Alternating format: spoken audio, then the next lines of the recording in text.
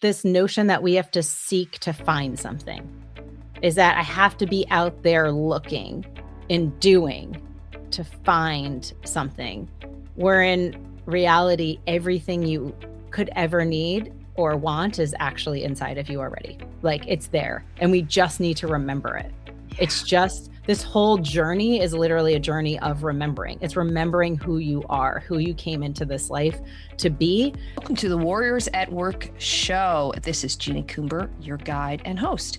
This is a show for men and women in the workplace who want to move from the predictable to the potent. This is your weekly dose of inspiration with an edge. I talk with CEOs and shamans, sports marketing executives and therapists. All of us are like-minded thinkers and doers who tell stories, share wisdom, and challenge each other to have the best life possible inside and outside the office. Welcome to your Warrior Conversation. Hey everybody, it's Jeannie. Thanks so much for joining me. Today I have Heather Dolan of Challenger, Gray, and Christmas Incorporated. Heather is an accomplished sales executive, a trusted advisor who partners with organizations all across the tri-state area to help leaders and companies navigate growth, transition, and change. She's the founder of the invitation-only Challenger Gray HR Executive Group in New York, which is recognized as one of the premier HR networking communities. Heather is also the creator and host of the podcast Becoming Spiritual, where she explores spirituality, personal growth, and awakening through conversations with thought leaders, practitioners, and healers. Her work bridges the worlds of business and spirituality, and we tackle it all. Enjoy. Heather, thank you so much for being in this conversation with me. I'm very grateful to be here. Thank you for asking me. This is such a treat to have you here, share a little bit about your journey, and then we're going to really blow this out and talk about how we can integrate all aspects of ourselves. Let's talk about like your more professional label is the Challenger Gray Christmas hat. Tell us first how you found your way into the world of outplacement and career transition. So I would say it's just like I know now everything is divine timing and synchronicity, but I used to say it was kind of just this lucky thing that happened where I was in a job where I was in sales. I had a very successful sales career, and I had really built my business on referrals and building relationships. I was good at that. I loved it. That was my favorite thing. And so a search executive who actually had worked with my husband to try and recruit him into a big hedge fund. They had gotten pretty close. They were talking all the time, going through this big interview process. And so I got to know him as well because it became a joke of like, he was calling when we were supposed to be on vacation. I was like, Dave, you need to stop, we need a break here. And so I, kind of got to know him a little bit through that process. And so that really planted a seed for me coming to Challenger, because he happened to have gotten his first assignment as a search executive with Challenger to bring in someone in the New York market. And so he reached out to my husband and said, hey, I think I have the perfect job for Heather. And he was like, okay, like reach out to her. I don't know. I don't know if she's going to be interested. And so he reached out to me and said, hey, this job is perfect. You love building relationships and referrals. This is a family-run company, and it'll be in the New York market.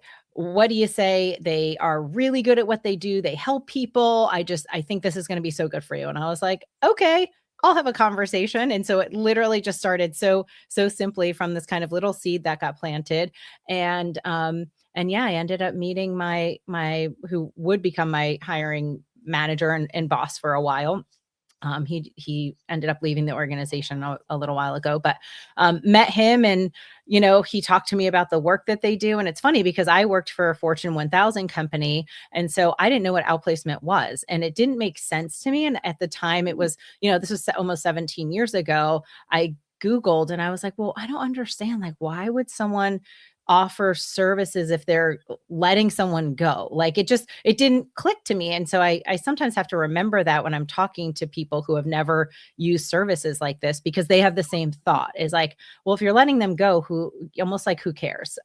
Like they're gone.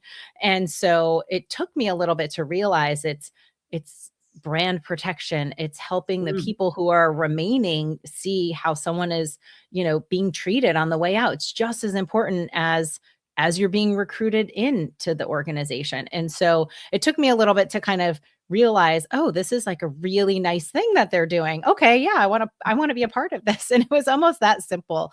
And so, had my conversations and went out to Chicago to meet John Challenger and the team there. And it just felt like when I walked into the offices down on South Wacker in Chicago, like I was stepping into a family, Mm. like just a family. And everyone, literally when people join our team and our organization, it's welcome to the family. I mean, it's still, as we have continued to grow and scale, it's still, we've been able to maintain from a culture perspective this sense of family. And I think that is why we still deliver what we deliver, because we aren't about, profits first and everything else second. It's really people first. We care about our employees, Mm. and we have to care about them so that they can deliver something that is one of the most personal things that anyone could ever experience, was it's, coaching to help manage through job loss. So the word that always comes to mind whenever I've heard you share it is you really are caretaking for people through a really huge part of their life, not just their professional selves, but their life. And you've worked across so many complex organizations, and you've really lived in this world of transition for a while. And I'm so curious, like, what has it taught you about individuals and business? Probably the biggest thing is people tie their self-worth to their jobs, to Mm. their title. They define their lives, and I feel like we're really taught this at a young age. They define themselves through the work they're doing. And I think that can be really dangerous, because when that work goes away, when that job goes away, all of a sudden people feel completely untethered. They have their identity is like out to sea with that job, and they Mm. don't know what's next. And it's, um, they're just unanchored, and they feel this sense of, who am I without this job? And so I feel like a big part of my role now in kind of weaving everything I know about being human in our lives and Mhm. how the universe works and all these things is you've got to have that sturdy foundation of self-worth, knowing who you are and what you want, and not all the noise of what the job is, what the title is, what the benefits and the money and all those things. Um, what Who are you inside? Who do you want to be? And what brings you joy and what lights you up? And we are not taught that. We're taught no daydreaming in school, where you need to learn this and you have to learn this and you have to get these grades. Like the arts a lot of times are kind of fringe. It's still not an accepted thing to, when people say, oh, my child's studying psychology, don't know what they're going to do with that, can't wait to see, and it's looked at as, or I'm sorry, not philosophy. I meant philosophy, not psychology. Sorry. Mhm. Studying philosophy or the arts. And I know my daughter, my oldest, struggled with that too.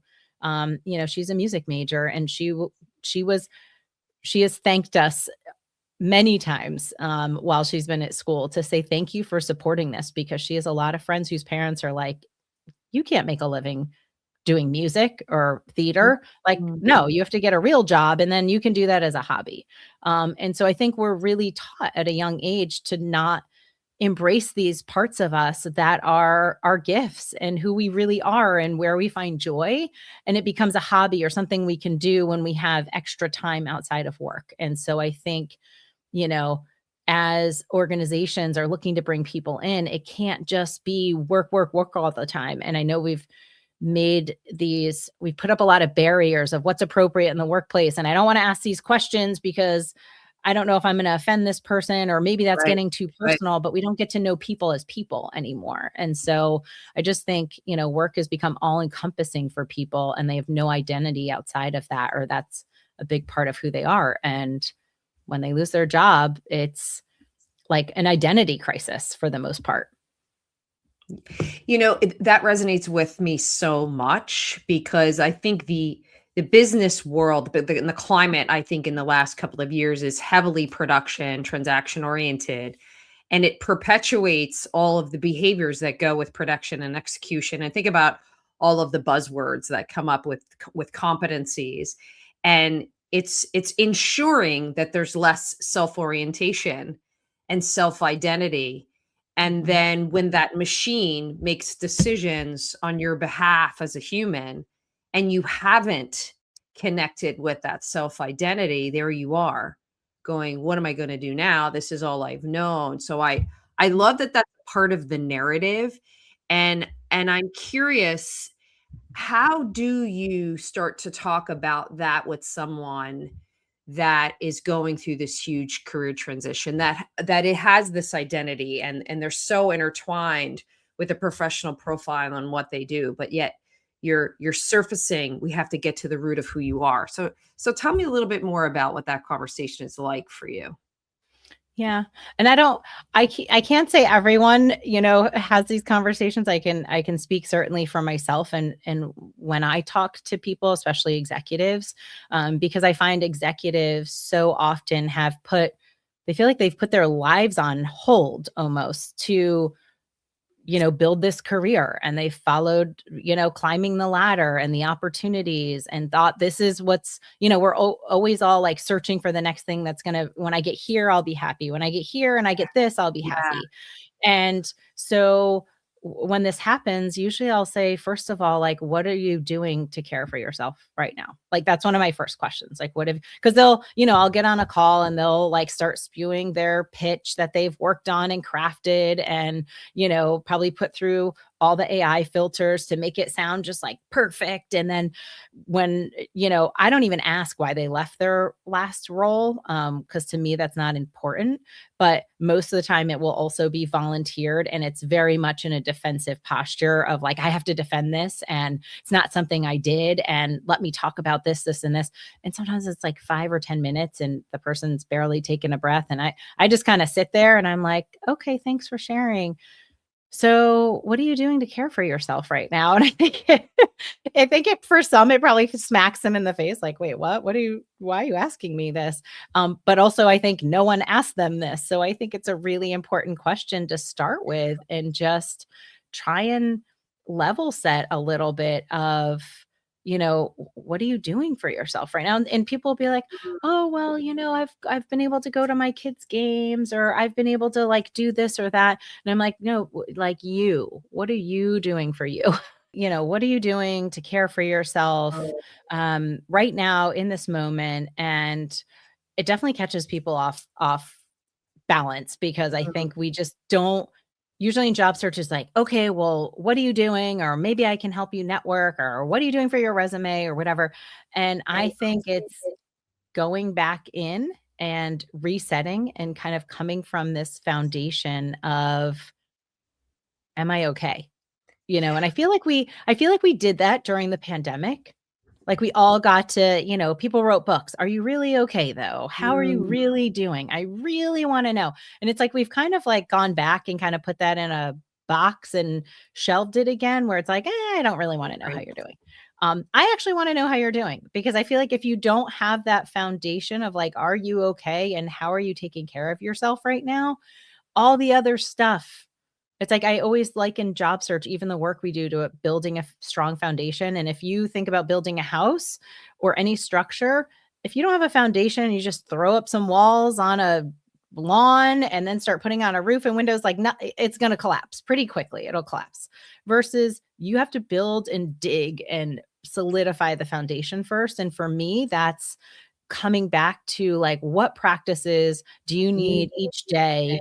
It could just Could be just be going for a going for a walk, walk. could be going to the gym regularly. It could be just eating breakfast, like preparing a healthy breakfast. It could be a gratitude practice, a meditation, just whatever, reading an article each morning or something, preferably not on your phone. But what is that foundation that you're starting this whole process from before you kind of open yourself up to the world and say like, okay, now I might get some rejection. I might have some people tell me some things I don't want to hear. I might have some uncomfortable conversations. I have to put myself out there and be uncomfortable with this interview process or whatever it might be. But if you're starting from that place of a foundation where you're like, but I feel okay here for a moment, I feel like you can take those things on, and it's a lot less, it might feel a little bit less personal because, job search and this process is so incredibly personal. And so, for me, I like to kind of start there and then go out. Well, what's really important about what you're saying too is I think what happens is people compartmentalize themselves. And what you're doing, which is so beautiful because we're going to transition into this, is like you can't separate yourself from this other part of your being. Bringing that into this left brain, competent, highly functioning self is also just as important as this other part of you. And it reinforces that don't get lost in this. You are the person that's going to go out and find your next success. I just think it's just so important. So I'm like mentally underlining everything you're saying. And well, even just, I was going to say, I'm sorry to interrupt. It's just even what is success? Like, what does that look like to you? And no one takes the time. That's the other thing is like, what do you really want to do? Like, if you could just scrap it all and start over, what would that look like? I feel like, trying to dream a little bit during this time. Like, what do you really want to do? And it doesn't mean you just say like, peace out corporate world, I'm not doing this again, but how can you align yourself with a vision of what is true for you? And maybe in this moment you have, substantial financial responsibilities that you can't just blow up overnight, or you have, whatever, you need the benefits, you have elder care, sickness, whatever. And so maybe you're just planting seeds right now for what's next after this. And you need to get another job that's similar to what you were doing because you need the money and the benefits and stuff. That's okay. And there's absolutely no judgment from that. But just, it's always, I feel like my job is to plant the seeds of like, remember why we are here as humans, which is to find joy and love and really just live our lives. And so if I can plant that seed for people and say, you don't have to be just a robot that just in this structure where you feel like, we've been pushed into from a societal perspective, which is to go to a good school, get a good job, earn money, get the thing, cars, houses, whatever. And then everyone's searching and they're empty and they're like, I don't know why I did all the things that I was supposed to do. And it's like, go back to that daydreaming and vision and, all these things. And what do you love to do? And like, follow that. And so it's trying to like plant those seeds to get people to come back to that, like come home to that.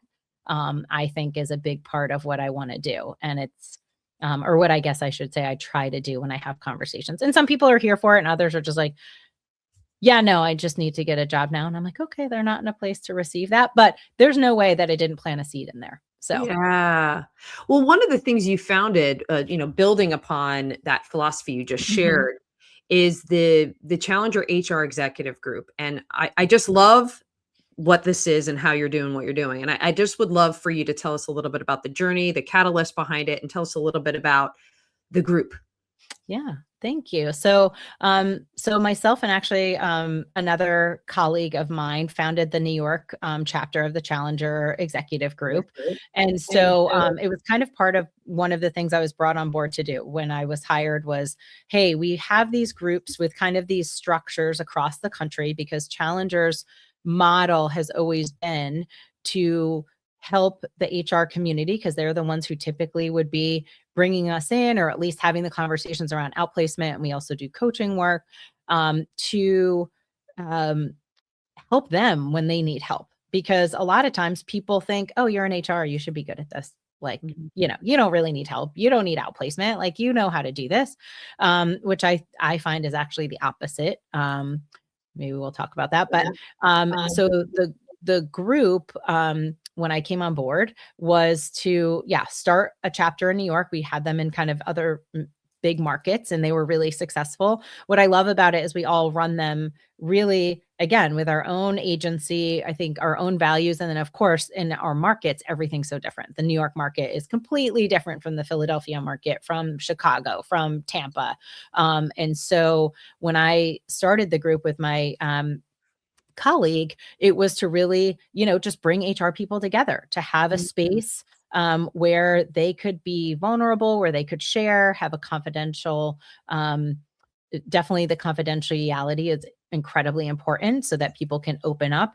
But it was with this really, I would say, radical transparency. And when my colleague and I decided to kind of start our own groups, because we always had a wait list, and there was definitely room for 2. There's probably room for 10 in the New York market with the size. But when I went off on my own in 2016 to really hone in on the values that I saw over the 6 years being together with my colleague, of what I thought was really important, it was making sure up front that executives knew, here's what I'm building. Here's the community I want to create and the values I want to see in everyone who participates. And I want to do things a little bit differently. So having this group has really allowed me to play a lot in the space of what is success? What does it look like? How can you think about job search differently? And one of the core pillars of that is I do not believe in competition. I don't believe, and this is someone who, I love to compete against myself, but I've changed a lot of that mindset. I've got kids in sports, and so there's competition all around me, and just the word, when we're taught to compete against someone else, it's automatically separating and dividing us. It's not bringing us together. So it's, how can I support myself and cheer for myself? And yes, I want you to win this thing, but also acknowledge that there's other people who are just as qualified and have worked just as hard and maybe even harder than me. And so we don't have to be separate. Like, one day I might win, one day maybe you win. And so bringing that to the table has, I hear all the time, like, this mindset has changed things for them. And my hope is that they bring that into whatever space they end up moving into in their next role, is that we don't have to see, hey, Jeannie, you and I, we both do the same job. Now you're my competition because I could get that job. It's usually a pretty, high paying, a lot of stakes type job. And so, gosh, you're my competition. I can't talk to you like, oh my gosh, I don't want to give things away.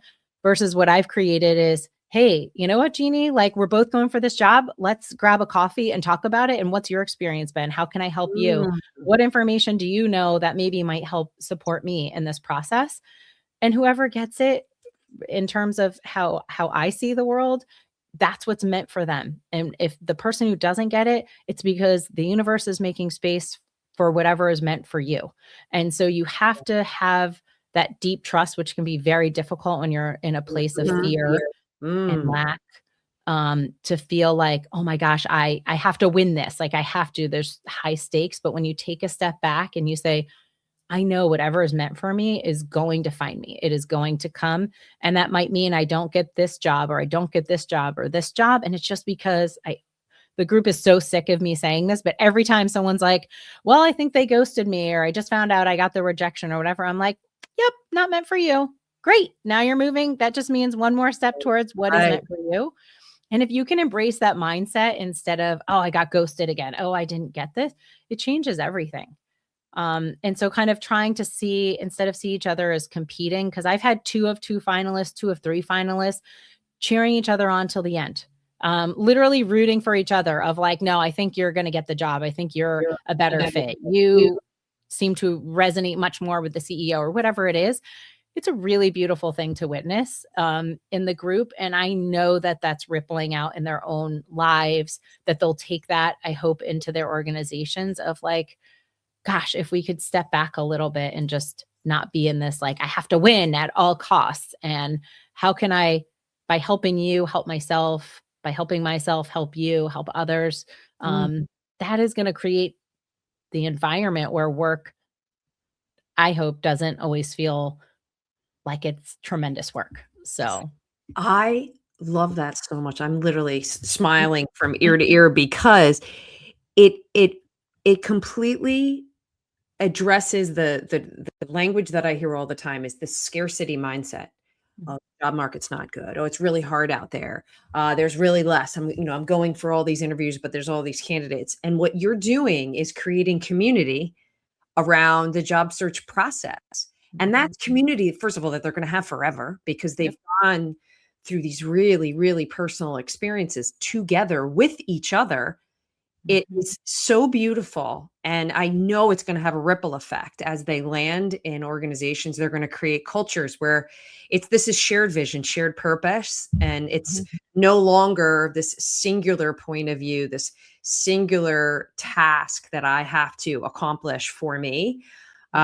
It also, not that this conversation is about power, but I know you've had some Mhm. really powerful conversations about that particular word, Mhm. but it challenges what power really is, and I think it's so beautiful and so, so, so important, and it ties beautifully to the other parts, and we've been dabbling a little bit in some of our questions here, but when I first met you and every time I've talked to you, there's a sense of me that feels so connected to your relationship with the human experience, and so was there an awakening or some moment of inspiration that made you go, okay, I'm now going to create a podcast called Becoming Spiritual? I know it started in early 2025, but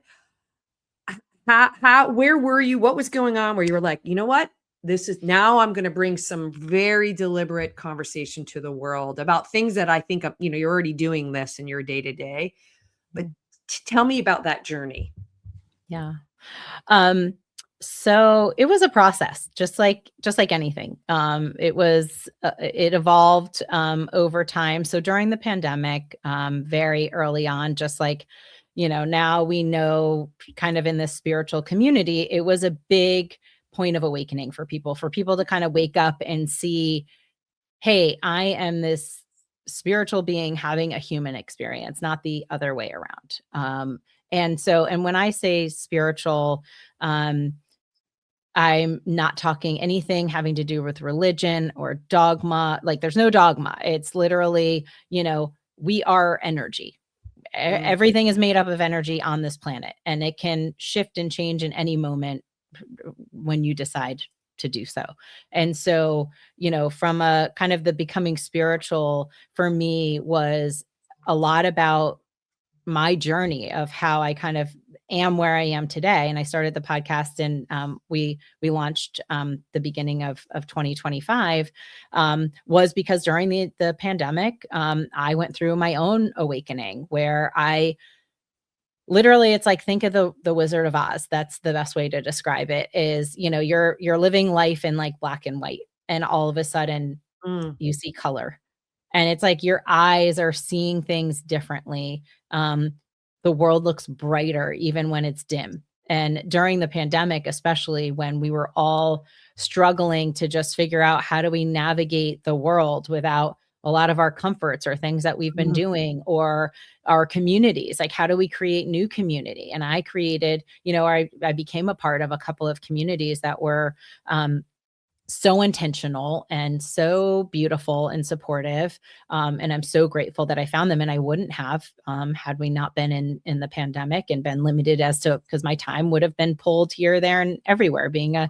a parent and, a sibling and a daughter and a worker and all the titles. And so I went through kind of this journey, and I was very lucky to have a friend who is a executive, an executive, and we knew each other and didn't know each other on this super personal level. And she kind of became this like shepherd for me during this process where I was experiencing things, and I'm like, oh my gosh, what is happening to me? And she was like, oh, isn't it amazing? And I was like, I think so, but I don't know what to do. And I was just so lucky to have her in my world, kind of guiding me. And I started finding different, um, teachers and things, from doing meditation. Like meditation saved me during the pandemic. And I was doing like Peloton meditation. So I was working out like a crazy person. And it was like the only way I could get to sleep at night. My husband and I would do a meditation every night together at bed, to go to sleep. And it was the only way I could like calm all the crazy. And I had a kindergartner, on homeschool, and a second grader and a freshman in high school. And it was like the only calm time I felt I had in my day. And so it started with, kind of planting some of those seeds, but it really just sprouted from there. And this was like a journey that was coming for a long time and had been sown, 2 decades before with different things.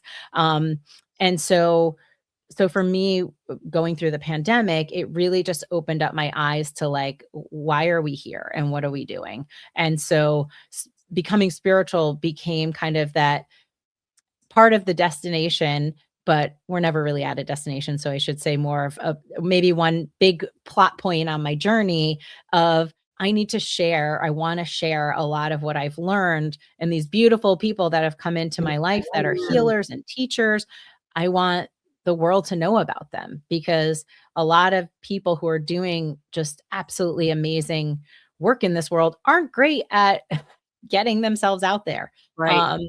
And so, for me, it was a way to bring light to these people and also to teach people things, even something as simple as gratitude. I did my year anniversary podcast episode on gratitude because it is a practice that has changed my life. That was another practice I started during the pandemic, is like, if I can just find 3 things to be grateful for today, like it'll be an okay day. And I talked a lot to executives or any client, just if you're really struggling, just start with gratitude. It's so simple. And drinking water, like just drink some water. That's it. Drink water and be grateful. And you can literally say, like, write a list on your phone right now of, 3 things you're grateful for. And so it just really evolved. And I got this call. Initially I wrote a book. So I wrote a book during the pandemic called Job Search for You, which it was like you wasn't capitalized, where it's like about you. It's not about all the noise out here. So the things we've already talked about of like, I should be doing this, or the world's telling me my resume should look like this, and I should go for this kind of job, and all the shittings all over ourselves. So it's like, how can I pull that back into like, what do you want? So I was trying to basically say, if I could put myself in a bottle, because I can't talk to everybody, what would I want to share with the world about job search? And so that's kind of how it started, the journey. And I wrote, I don't know, like 8 or 9 chapters. And I had a friend had offered to edit for me. And she came back and was like, look, I think it's a really good start, but I think this feels much more geared towards executives, and, white collar. And I was like, oh, I'm like, that's kind of disappointing, because I want this to be for everybody. I don't want this to feel like that wasn't the voice I was kind of going for. And so I started to struggle. And it's not that I got down on myself per se. I was like, I feel like this momentum that I had, like something had shifted. The best way to get your voice out there is in a podcast. And I was like, wait, what? I'm supposed to do a podcast? And it was like a 911, like, hey, your team that's guiding you in the ether in the world. Yes, you need to do a podcast and get it out there. And I will tell you, as soon as I decided that, Natalie, who's my producer, is someone that I met in that one of those communities that saved me during the pandemic. And I reached out to her and was like, so apparently I'm supposed to do a podcast and I have no idea what I'm going to be doing, but yeah, do you want to do this with me? Because I have no clue what I'm doing. And she was like, yes. And she's like, I can do this and I can do that and I'll do that and that. And I was like, great. And it literally lined up so seamlessly.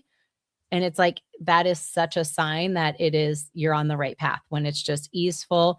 It brought me so much joy recording, even just plotting like, okay, what are my episodes that I'm going to start with? What are some concepts that I want people to know about? Meditation, sound healing, psychicness, mediumship, because they're all things that people are curious about. How can we kind of bring some of these topics where they're really grounded and not too far-fetched, and they're accessible, no crazy terminology or anything, just kind of let's bring these concepts down to like, how could they maybe help you in your life? And that's really how it started. And so the book got shelved. it keeps coming up. So I think there's something there that I'm supposed to be kind of like bringing it back up to the surface, but it'll be very different now. Like I see things differently already when I look at what I wrote, and I was like, oh, I get it now. So I understand why it had to get shelved for a little bit. So yeah, so that's kind of how the podcast came about. What's crazy, and we never talked about this, but your journey to podcasting is very similar to the journey that I had. I wanted to be in service to the business community during COVID.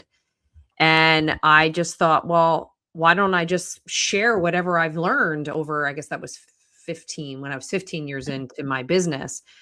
And it morphed into all these different conversations. And I was like, well, why not talk about shamanism? Why not talk about healing while we're talking about what executive competencies you need to make smarter business decisions when we're in a 100% virtual world and we have all these mental health questions? Yeah. And so your journey and my journey is very, very similar, which is, that's kind of cool. That's so cool. And you use the word, and you were giving some definition to the word spiritual, but I want to play with like another way to think about this too, is what do you think business people in particular get wrong about spirituality?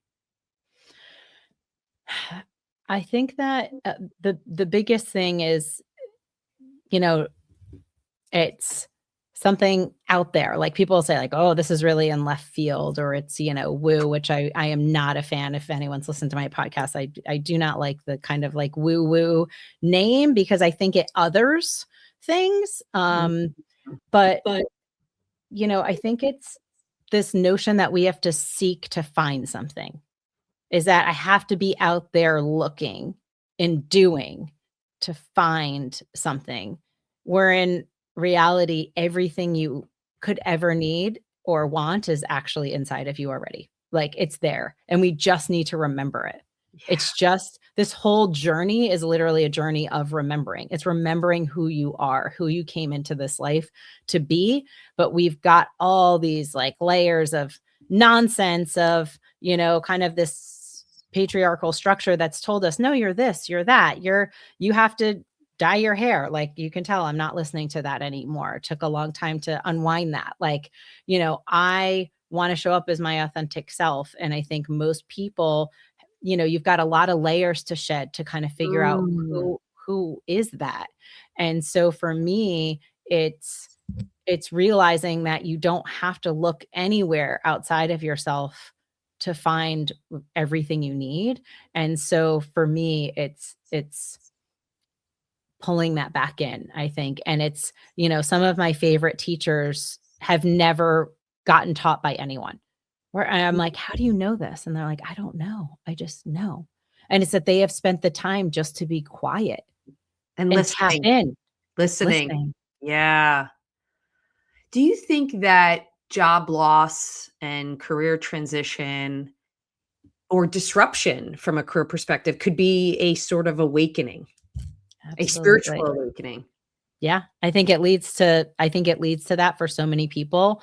I see it as the universe is absolutely stopping you from whatever path you're on and kind of picking you up and saying, nope, this is a redirection. Like if you are losing your job, especially when people have lost their job multiple times, you need to listen to that. There is something you are missing. Like if you keep doing that, the universe, just like you hear, I was just listening to a podcast this morning where this woman had tremendous pain in her shoulder, and it was a frozen shoulder. And it took her a long time to kind of finally deal with it. It was kind of like, well, I have this frozen shoulder. I'll get cortisone shots and take all the medicine and whatever. And it got to the point that stuff wasn't working anymore. It's like kind of knock, knock, knock. It's getting louder. Worked with an energy healer. It was healed in like 3 weeks after like a decade of pain. Then a couple years later, ends up with breast cancer. And so he's like, what is the universe telling you? Like, you literally have cancer over your heart. Like, what are you not healing? What are you avoiding feeling? And so doing that really deep work is how we start to heal things. And so I feel like, from a job loss perspective, it's a knock on the door. You're probably not on the right. If you've lost your job, it's because it wasn't meant for you. Plain and simple. There's a reason it's not in resonance anymore. It doesn't mean when you joined that company and you were, full of hope and promise and doing great things. It doesn't diminish what you did there. It doesn't mean you made a mistake because it was in resonance probably at the time when you got the job. But at some point, it probably didn't really resonate with you anymore. And I hear it all the time where someone's like, yeah, I haven't really been happy here, but looking for a job is hard, or I just wanted to get to X milestone and then I could do an early retirement or get this package or get this benefit. So I kind of hung in there. Most of the time people know that they kind of overstayed their welcome there, but it's hard, it can be really hard to make a change. Actually, that's not true. I'll say it can be simple. It's a simple step. Okay. Start networking, get your resume out there. It's not easy because we've got so much going on. So sometimes the solution can be simple. Doesn't mean it's easy. That's right. But you can always take one step in that direction. So I feel like job loss is, yes, to answer the question, it is a redirection from the universe. And if it keeps happening and keeps happening, and you're like, oh my gosh, it's like I can't hold on to a job. It's like trying to hold on to sand and water's being poured on it and it's pouring through your hands and you're like, I can't hold it. It's because vibrationally it's not a match for you anymore. So you've got to look at, what am I meant to do then? Because for whatever reason, this is not a match. What is that? And that's the work. But it can be such a beautiful unfolding and discovery of what is meant for you. And so instead of thinking like, oh my gosh, what does this mean? I'm never going to have a job where I can make money again. That's not what that means. It just means you need to figure out what that is. And so I always think job loss also is a really good opportunity to, again, connect to self and to take that pause, because most of the time in our careers, we don't get that moment to just stop and take a breath, even on vacation now. Like everyone's working through vacation. No one's actually shutting down. I had that conversation at your dinner, with this beautiful woman who, was saying she's never taken more than a week off. And even that week, she's like working the entire time.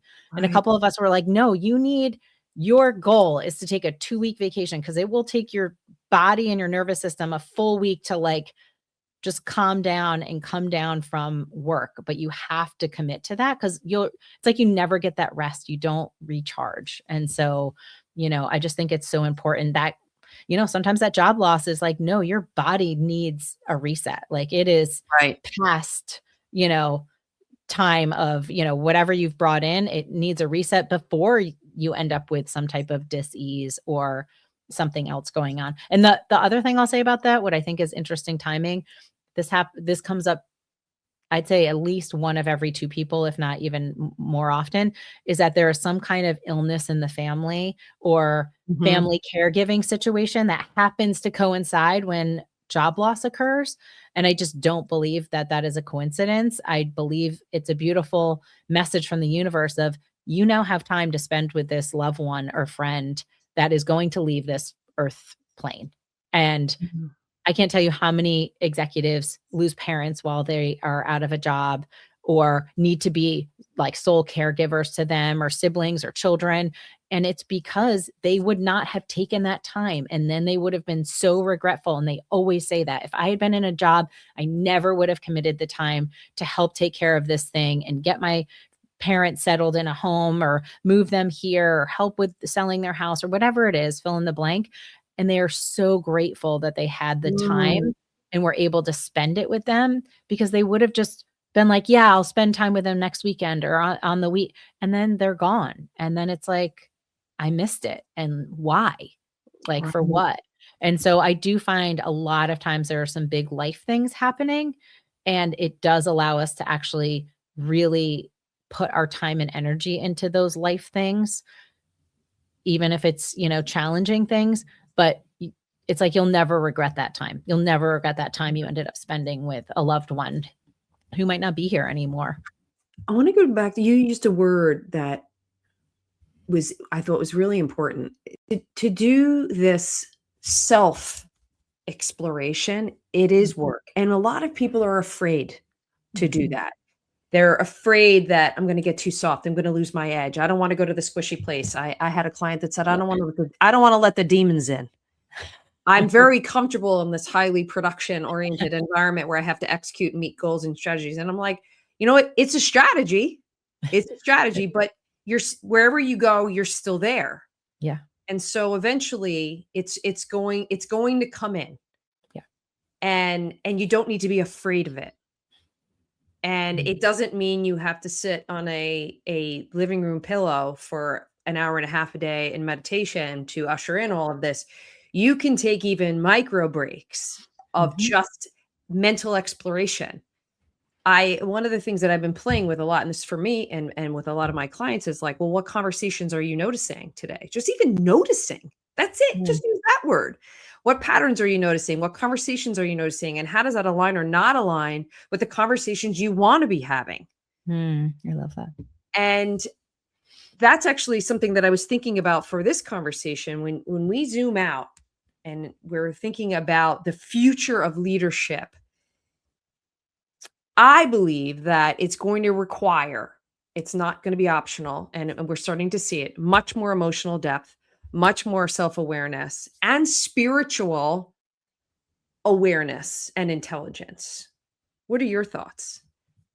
Yeah, I agree. I think the world is going to look very different in the next couple of years.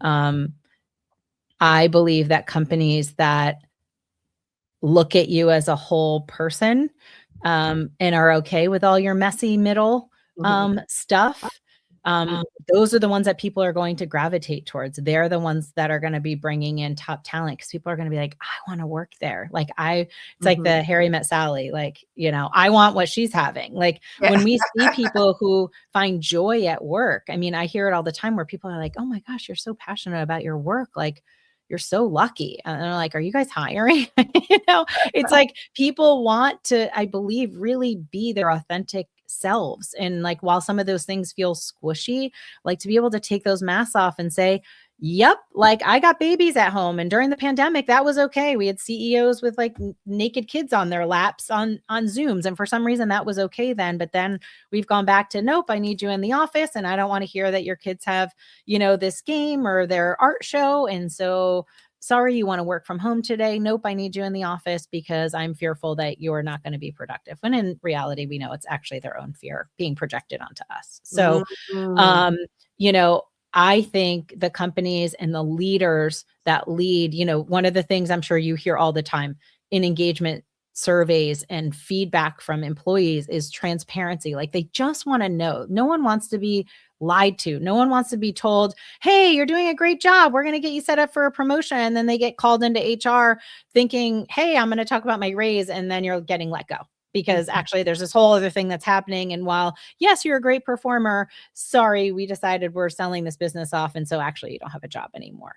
And it's like, just be honest. And I understand in business, there's lots of decisions. You can't just be constantly like, hey, this happened today. Sorry, guys. Like, just want to let you know. I get that. It would be complete and utter chaos, among the employee population. But at the same time, people just want to feel like they're not being kind of duped, and they want to be able to come in, and you should be able to say to your manager, like, I am really struggling. Like, I've got a parent at home that just moved in with me that's, I'm caregiving for. I have a child who has some type of, different abilities that I need to manage more. So I need more flexibility, or maybe I'm just like burnt out and I really need to take, an extra long weekend this weekend or something. But it's like no one feels they can do that. And right now in this market where we've got this, like they call it, job hugging, it's like you have less people leaving roles because they just don't know what they're going to be going into. And so it does create this, it like creates that spiral of fear and lack mindset, like you talked about, and not this abundant mindset. And so I just feel like companies that are really listening, that are empowering leaders and managers to do what they need to do with their team to allow for trust of, hey, you know what, I know you got some stuff going on. Yes, absolutely. Like however you need to do your work, as long as these things are getting done, you do what you need to do. I trust you. Like to feel trusted is huge. And so I feel like these kinds of small shifts will be so magnetized over the next 5 to 10 years with companies, of what companies are still going to be standing, that were, and with AI, that's like a whole nother thing with disruption. But I just, those leaders that you truly trust. We're in like a real leadership crisis, and Mm. who do we trust? What's real? What's not? What are we being told? And that's where it's like we have to all come back to self and trust our intuition and listen to our gut. It's so important, and I'm sure you talk, in Mhm. coaching all the time about that, how important that is. And so I feel like we want to have these leaders in these organizations that are leading with transparency, that are leading with humanity. And while AI and all these other things can offer some taking some things off of our plate, um, you know, how are you still showing up as a human every day? And so all of those traits I don't see, like, I just see them as non-negotiable. Like, I don't wanna work for someone just because you're really successful and you've, tripled the company's profits and all these things. That means nothing to me. Like, are you a good human being? Like, when you go home at night, are there, Right. are like you on page 6 because of how you treat your, spouse or, whatever else is going on? Like, I don't wanna make that person money. Like, I want to follow someone who is trying to genuinely do good work in this world. And I feel like there's more and more people, and I hear that every day, where people are like, and they think they have to go work for a nonprofit, which Yeah. nonprofits are not the answer to everything. I mean, there's amazing ones out there and I support a lot of them, but like not everyone has to go say like, I'm leaving the corporate world and I'm going to go work for a nonprofit. I don't think that's the answer, because we need people doing this work inside of these organizations that have the power to shift and change so So much for so many on our planet. So, I just think it has to start with like those leaders at the top doing their own work, that are not separate. And in that power conversation, I think Mhm. what Emily and I talked about is like, when you lead a team, it's not because you're up here and everyone else is down here and you kind of dip down a little bit of like, hey, what's going on down there? Okay, great. I'm going back up here to my executive suite and like not gonna engage with the masses. It's like, I want to see leaders that are in it, that are in the trenches, that are with everyone day to day, that know what's going on, that are really in touch and in tune in getting information, not just from a trusted few that have that leader's, Mm. time and attention. But what are those leaders doing to make sure that they are getting a good understanding from everyone, all different levels in the organization? Because that, to me, is what is going to breed these successful organizations where everyone has kind of some skin in the game, where it doesn't feel like I'm Mm. just a cog doing this job and then I go home and whatever. So I don't know. I don't know if that answers the Oh, no, question. I That's like love my it. Pollyanna.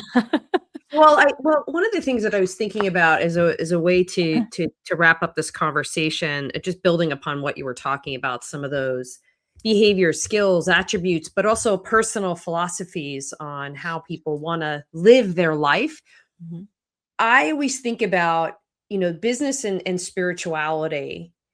I'm always looking to create bridges.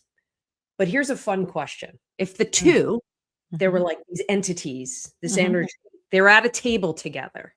They have to somehow come together. What would that look like? What would you ask them or see that they would speak about as a way to come together? Mm. I think, spirituality would probably say, what needs to be healed in there? What are you Yeah. working on? What do you not see? Or, what do you not, as you were saying, what those demons, those things you've shoved in a closet, like, let's bring them to the light. Let's get them out and let's heal that. So you don't have to keep carrying that like heavy baggage with you everywhere you go. And we know the higher you rise within the organization, you're much more isolated. And so then that baggage and all that stuff is like right there Mm. next to you, because you don't really have as much as a view of everything that you would have otherwise. And so I think, yeah, spirituality would be like, let's get rid of that. Like, let's open it up and let's just call it what it is and look at it and see it and touch it and like, let's work on healing it. And I'm sure that, other business leader or corporate or whatever would be like, what are you having over there that, you're so light and bright, and like, maybe how do I get that? Or do I even want that? And so it Mm. comes to this middle of like, I don't know, do you? Like, let's explore. What could that look like? And I think the bridge is curiosity. Yeah. being curious, it's openness, it's light, it's joy. And it's like, does this bring you joy? And I think there'd be some very simple questions of Mhm. like, do you find joy in your job every day?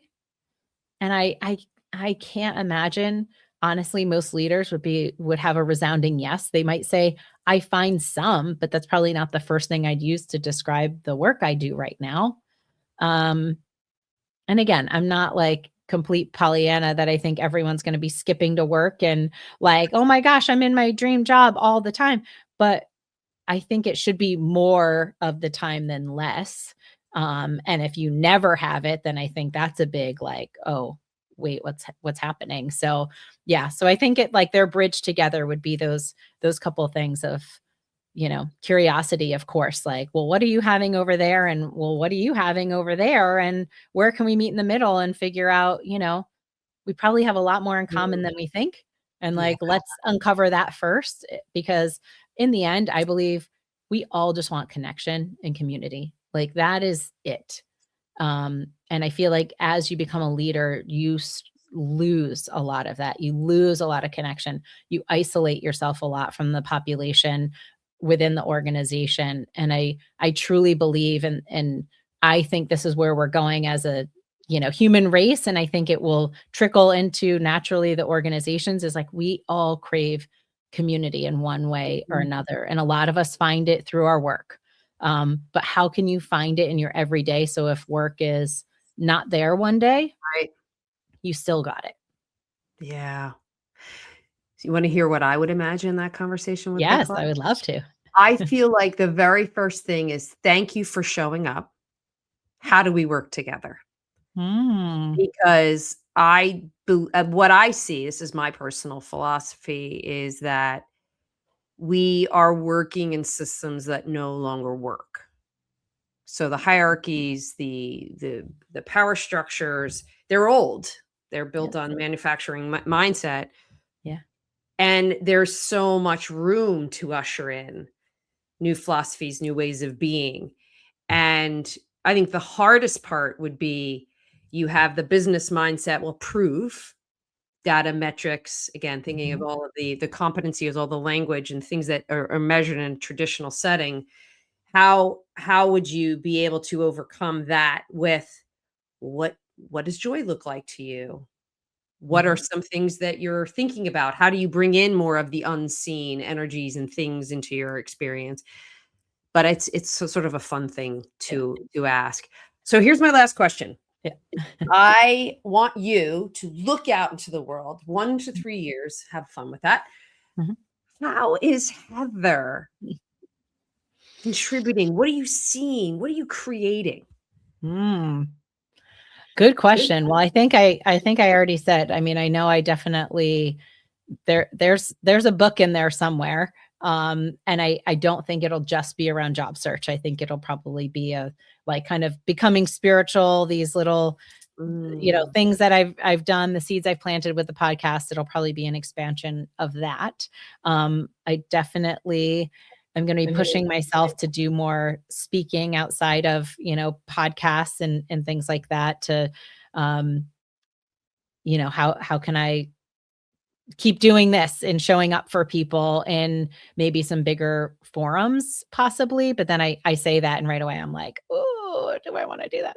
Um, but I think, as we were talking about before we got on, like the retreats, running my first retreat and at not even 2 weeks ago and thinking about what's next and kind of planning that and then thinking out next year. And, one thing I'll say is what I've learned, and we had lots of people who are in the business world that were here, and I didn't even know what they did. I never even thought to ask them. It's funny. One actually texted me last night because I was like, I don't even know what you do, and she was like, Oh, I'm a COO, and I was like, Oh, badass. Good for you. Like, So didn't even cool. know. Oh, I Like love that.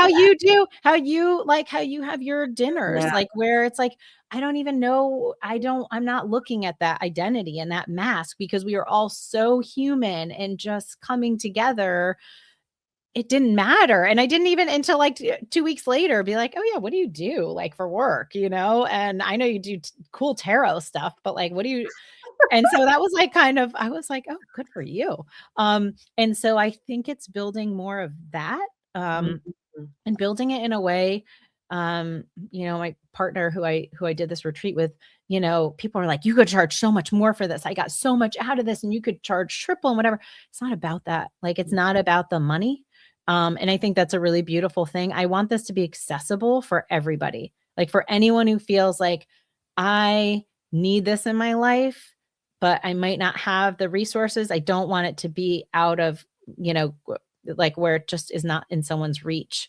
Obviously I don't want to lose money doing it, but it's also not this like money maker, because Mhm. I'm have lots of abundance around me and I'm very blessed for that. So I want it to be that I can create this space to allow people to experience that community. And so I think that's going to be a continuation. I've done it kind of in my workplace, which I'm so, grateful for.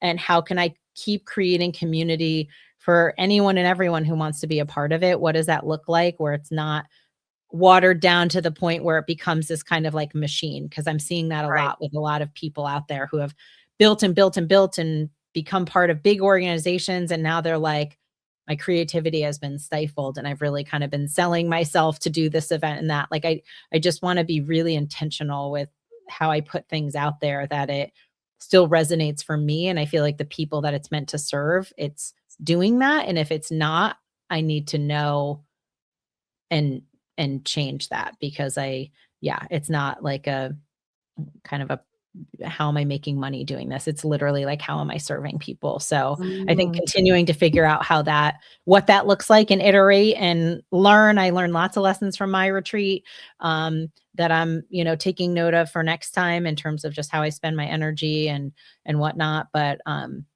it was beautiful. And I think it launched some humans, 18 beautiful humans who are with us for a weekend in Arkansas.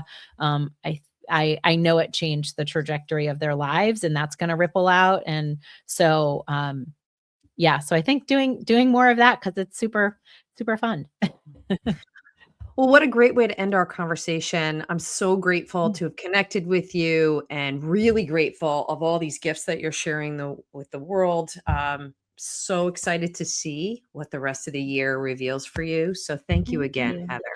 And I just, well, thank you. I received that. And also I want to acknowledge you, because I think it's really courageous, of you in these rooms, and the ears of the leaders that you are showing up as your authentic self, and really giving them permission to show up authentically, because it is not easy in this world. And I know the level of people that you're working with, because you could have someone think like, oh, why are you asking me these, squishy Right. things? And so I just want to honor that, because I think a lot of people would love to do it. And I think they do it kind of like on the down low, and not openly, and just, yes, this is going to help you be better at all the things. So thank you for the work you're doing, and being authentic, and being courageous to bring this into the workplace, and especially the boardroom. I think it's so important, and it's how we're going to see that new energy coming out with these organizations in 5 to 10 years. It's going to be a different world for all of us for work. So Yes. And thank you for that. I received that. yes, So thank good, you in return. good. So until next time, Heather, thank you again. Thank you for joining me for another episode of the Warriors at Work show. If you are interested in learning more about what we do at the Warriors at Work show and platform, be sure to go over to my website, Jeannie Coomber, and subscribe to my monthly Warrior Playbook newsletter. I share everything that I'm up to month by month, as well as some lessons and insights that I've learned. I'm also interested in hearing any feedback you have about this conversation or future topics.